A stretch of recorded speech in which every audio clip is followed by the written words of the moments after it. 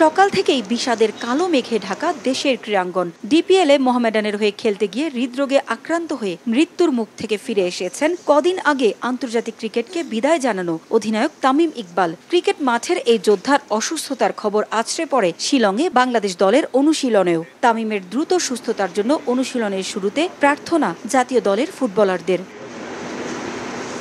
Saudi আরবে 2027 সালের Asian cup বাছাইয়ে ভারতের বিপক্ষে এই একটা ম্যাচের দিকে তাকিয়ে পুরো দেশ দীর্ঘ প্রায় 1 মাসের প্রস্তুতি আর হামজাকে পাওয়ায় উজ্জীবিত লাল সবুজ। প্রতিবেশী দেশ ভারতের সঙ্গে ম্যাচ মানেই বাড়তি উন্মাদনা। সাম্প্রতিক সময়ে দুদেশের রাজনৈতিক অস্থিরতায় সে লড়াইয়ে যোগ হয়েছে বাড়তি রোমাঞ্চ।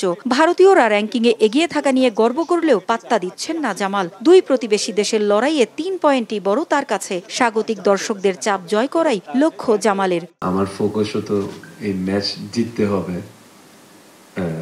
মানে যেটা কোচ মেনশন করছে, squad I think is the best squad. Hamza তো আসছে, সো এটা definitely is a big boost for us. But লক্ষ্য হচ্ছে 3 পয়েন্টস। এটা মানে আমি চাই, সবাই চাই। We know it's gonna be hard, but we will give our best.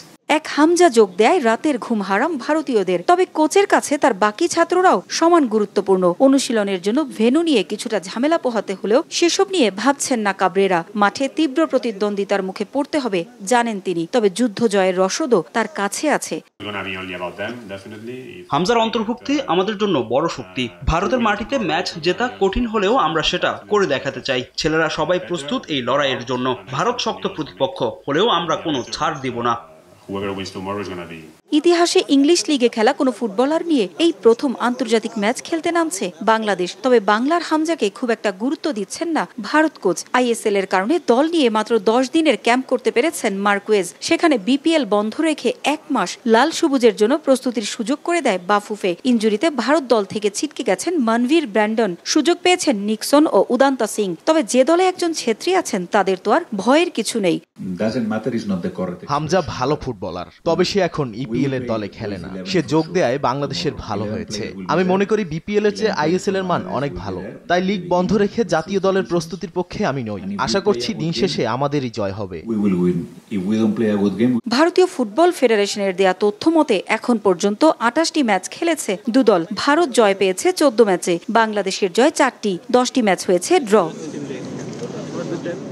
লড়াইটা শুধু বাংলাদেশ ভারত নয়, দুই স্প্যানিশ কোচের মর্যাদারও।